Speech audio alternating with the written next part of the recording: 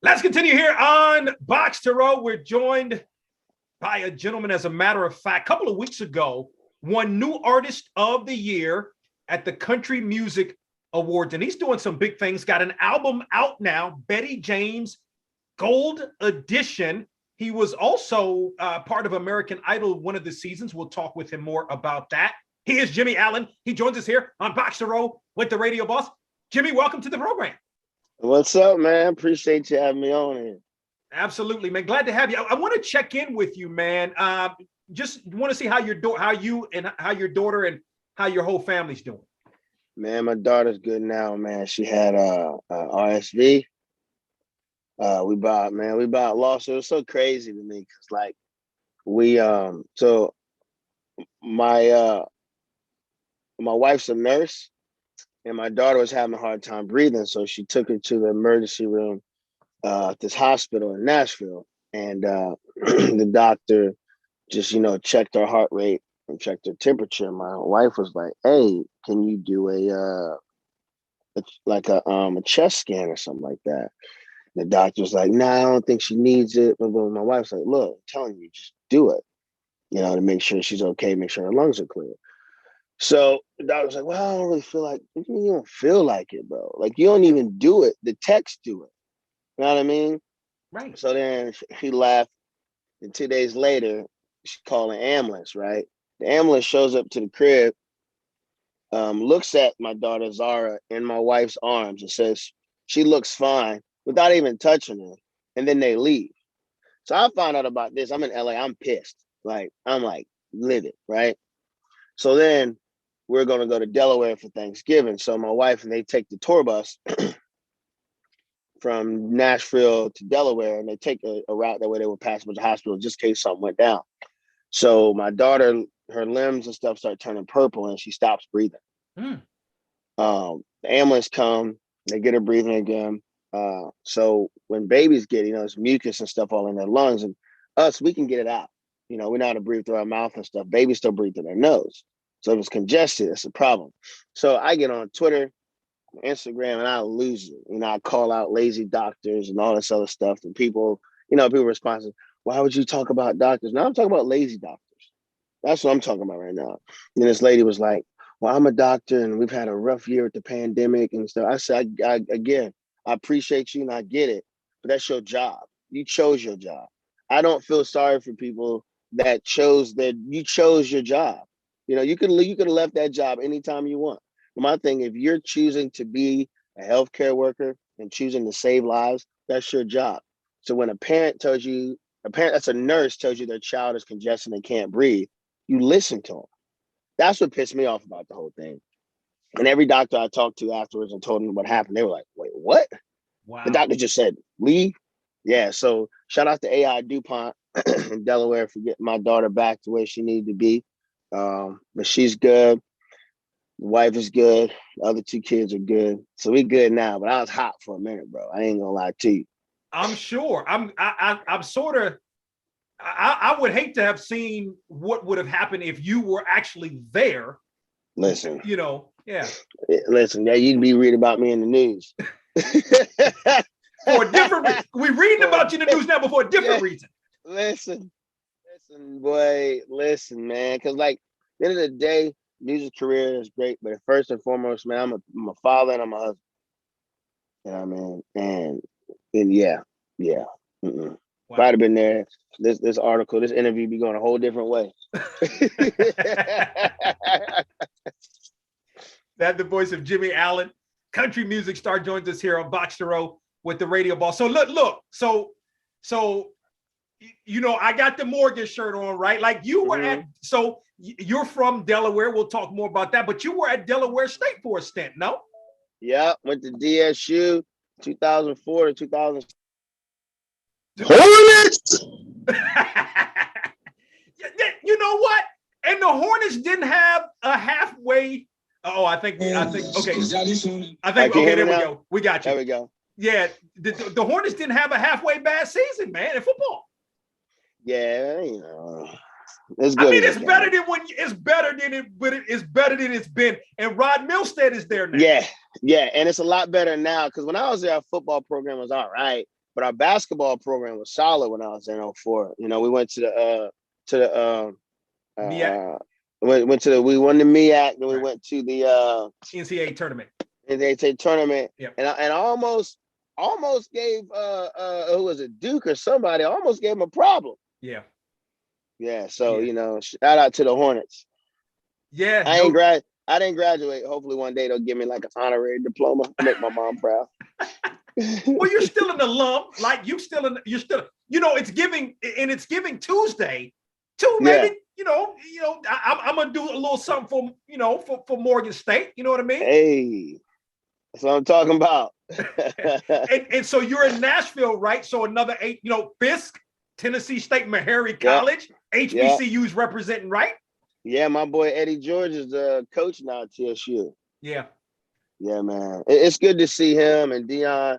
So, because people always ask, how do you get more people at HBCUs? Have a lot of Black athletes go back and coach there. That's how you get them there. How many kids want to go play for Deion Sanders? Who, if you're the top cornerback recruit in the nation in your high school, why wouldn't you want to go play for primetime?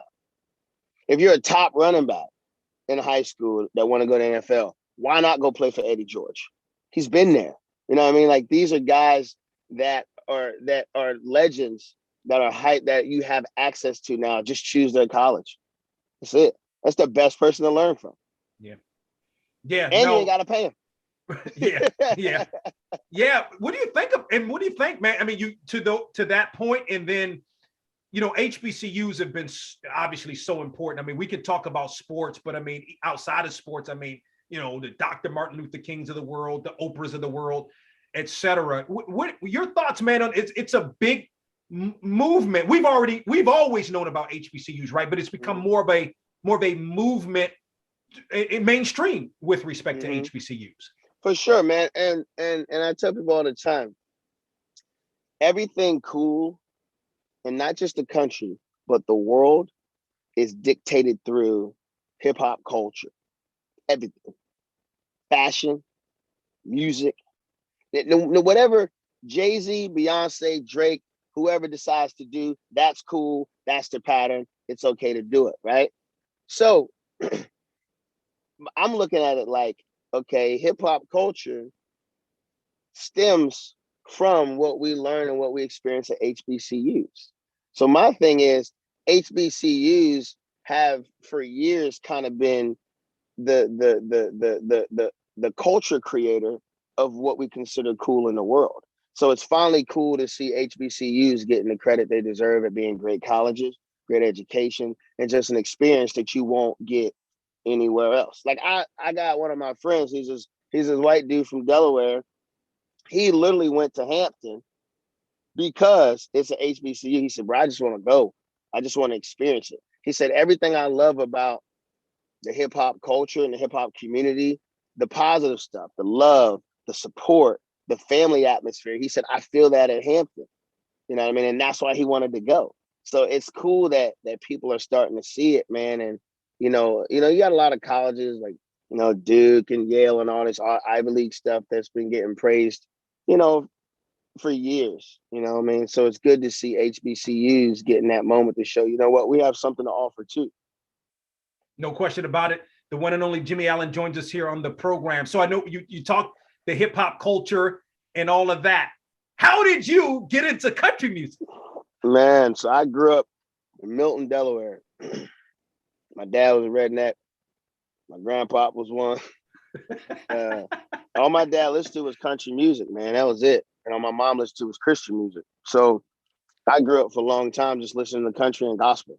That was it. And then I got into like rock, and I got into like R&B, and I got into like hip hop and stuff like that when I got older, like college age. But I just love it, man. Country music for me is who I am. How I grew up. It's my interests, my morals. You know what I mean? So my music will definitely always have like a country root when it comes to like the lyric and the progression, a lot of production. But then every now and again, man, I infuse pop in it. I infuse rock productions, R&B productions, R&B melodies. Sometimes I just straight up do a straight R&B song, like on Betty James Gold Edition. I did a song with Babyface called Forever. Then I did another song with me and Nelly, got a song called Good Times Roll. Got one with Pitbull called Flavor. I got one, it's me, Monica, and then this country group called Little Big Town on the song called Pray.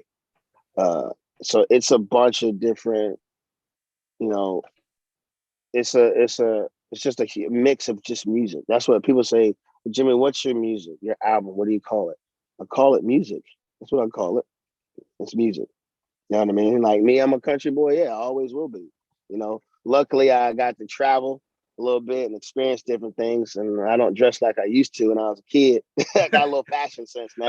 I think we all do, right? Yeah. If not, boy, I'd still be wearing camo shorts and Crocs. But yeah, man, I love it. I love country music. Yeah. So for you, what did it mean? This is just going back a couple of weeks ago to win.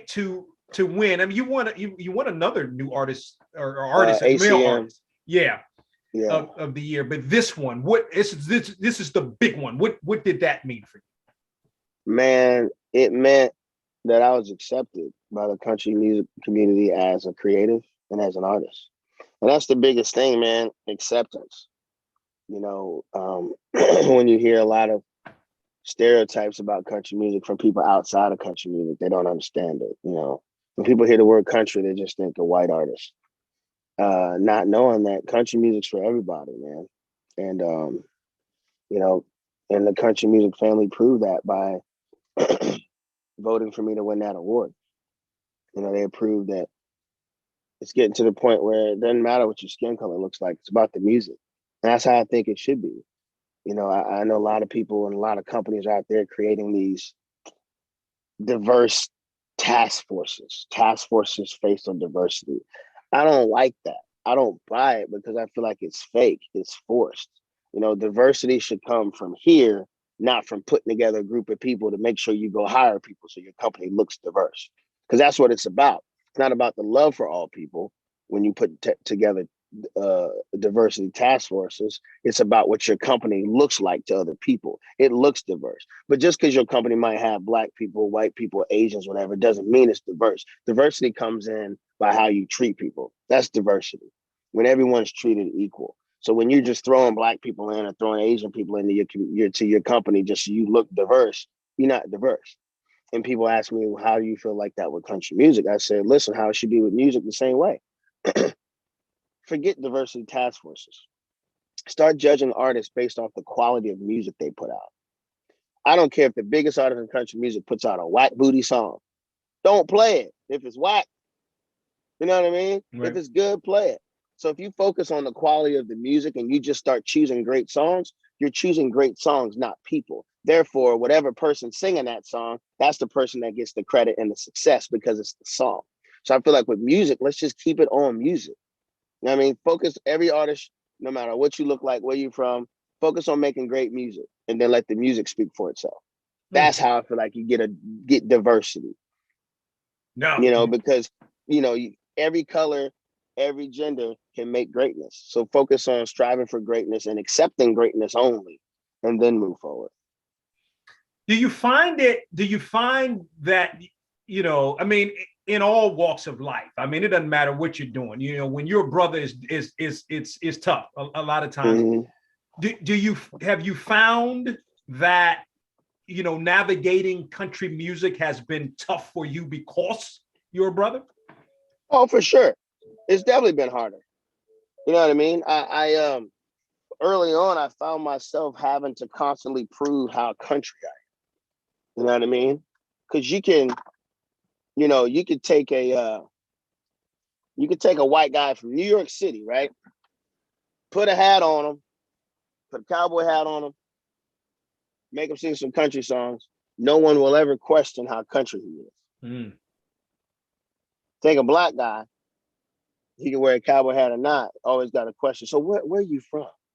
How country are you? So why do you like country music? It's like constantly explaining myself. So then I just stopped. You know what I mean?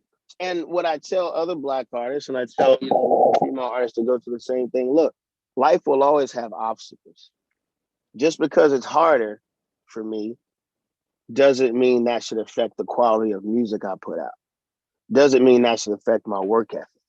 Because what I've come to realize is it might be difficult, but you put out great music, you put on a kick-ass show, you connect with your fans, you're good to people, you'll get your opportunity. You know what I mean? And I've just accepted, I've just accepted the fact that it's different. It's definitely a harder road, but I wouldn't change anything I've gone through. And that's facts. Yeah. Couple more thoughts with the one and only Jimmie Allen joins us here on Boxtorow. What do you remember about the time? I don't remember what season it was, but American Idol, your time, on American Idol. Season 10, 2011. Okay. Boy, that feels like forever ago.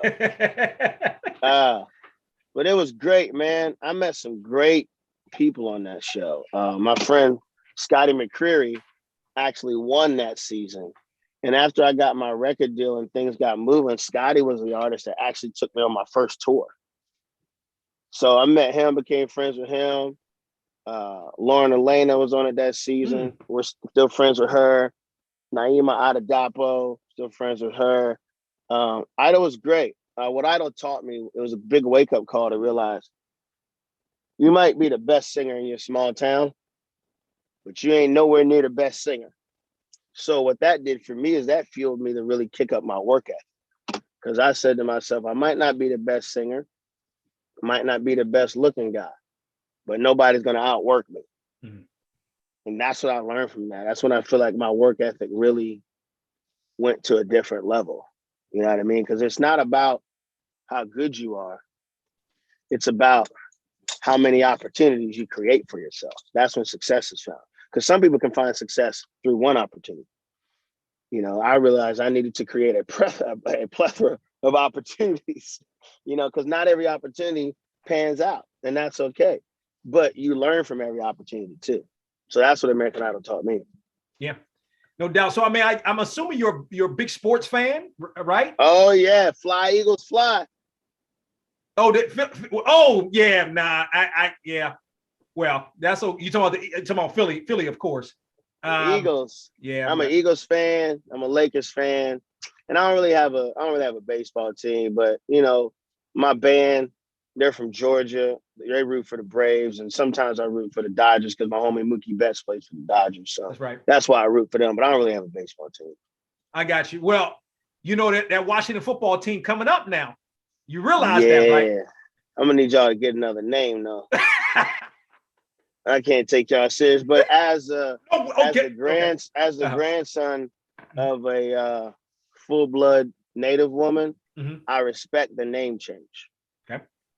I respect the name change. My grandma didn't used to let us even watch Skins games at our house because of the name, because of how derogatory that name is to Native Americans. You know what I mean? Put it this way, to some natives, saying the Washington Redskins is like if there's a team called the Brooklyn N-words. That's how derogatory that is. And that just goes to show how the feelings and what's offensive to Native people have just been pushed aside and buried for so many years that people didn't even realize. But the Washington football team, that's got to go. They need a new name. But, but yo, y'all not looking back. I don't hate y'all as much as I hate the Cowboys. So if anybody's got it, if everybody's gonna win, I'll root for you all day. Not the Giants. Can't root for the Giants, man. I can't. But I hate the Cowboys. But shout out to I told my boy Dak. So I'm friends with Dak Prescott. I told Dak, I said, listen, I hope you have a great game every day. Every game, I hope you throw for 200 yards, couple touchdowns. But I hope y'all lose. Thank you. Thank you. I'm with you. And the Lakers, like, I don't know, Jimmy. You know what the problem is? I know everybody was talking about we're old. I wasn't worried about the age because they're in great shape. The problem is the chemistry. Like, we brought Russell Westbrook in to be aggressive, but Westbrook isn't being Westbrook. I feel like he's just being super passive right now. Okay.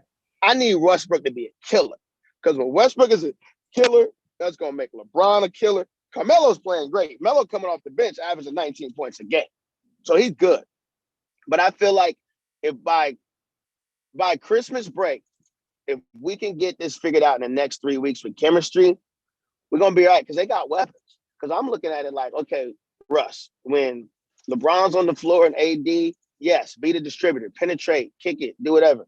But when AD or LeBron sit down, we need Westbrook to get to the basket because he can. He shows you moments where he can get to the basket. Just be Westbrook, be you. So I don't know. I hope they figure it out. Well, They're not as bad as the Wizards, so no, wait, no. Whoa. First of all, Jimmy. First of all, the Wizards at one time were leading the Eastern Conference. We're still like 4 or 5 games above 500. But to your point about Westbrook, like I feel you. I saw it firsthand last year as a Wizards fan. Didn't start out the season so great. I'm like, oh, we made him. I don't know about that trade with he and John Wall, but to the end, if it were not for Westbrook, the Wizards would not have made the playoffs. Oh, yeah, man. Like, I feel like people give Westbrook such a hard time, man. Like, I don't know. I like Westbrook. Like, rest in peace, Kobe Bryant. But after Kobe retired, Westbrook's my favorite player. You know why? Because he's a killer. He's aggressive. He's a killer. Everybody, he takes bad shots. Everybody takes bad shots. Right. Everybody takes bad shots. Yeah. But what you can't replace with Westbrook is his intensity, bro. His drive. Like, dude gives you everything. He don't take no plays off. And that's what you need, because you have a player like that, it's going to be those little moments during the game when you need that extra push. That's why I love Draymond Green. People hate Draymond Green all they want, but I would want Draymond on my team. I want Draymond. Like, you see Kobe, ain't nobody want to play against Ron Artest. That's why Kobe said, come on, play with us, Meta World Peace, your crazy self. Come on over here. That's why Jordan picked up Rodman.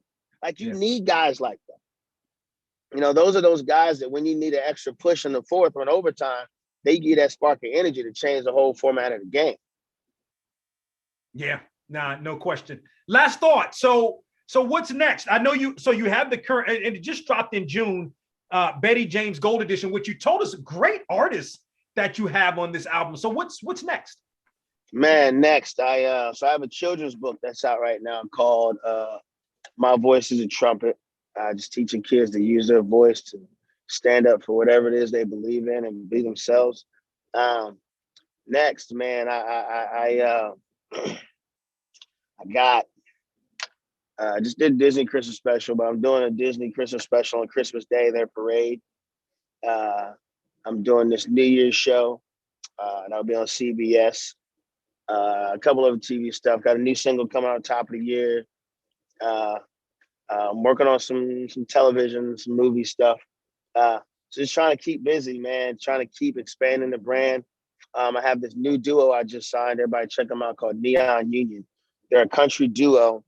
It's this guy named Leo, this black guy named Leo, who's been Pitbull's bass player for like the last 7 years. Him and this guy named Andrews, the first black and white country duo. They're some bad boys, man. They got a single called Beer Up coming out December 31st at 11 p.m. So y'all make sure y'all go check that out. So just trying to create opportunities, expand the brand, and hopefully create opportunities for other artists as well. No doubt about it. Getting it done. Follow him on Twitter and, of course, Instagram. Looking forward to some continued big things from the one and only Jimmie Allen, who joins us here on Boxtorow. Jimmy, an absolute pleasure, man. It's good talking some HBCU, some sports. It is, man. Hornet. And if you're a Grammy voter, I got my first Grammy nomination, so go and vote for me for New Artist of the Year at the Grammys 2022. Yeah, no doubt, man. That's next for you, man. So no question. Appreciate the time. My brother, I appreciate you, man. All right, you got it, man. Be safe out in them Nashville streets, all right? Hey, we'll do. All right, bro. All right, be good.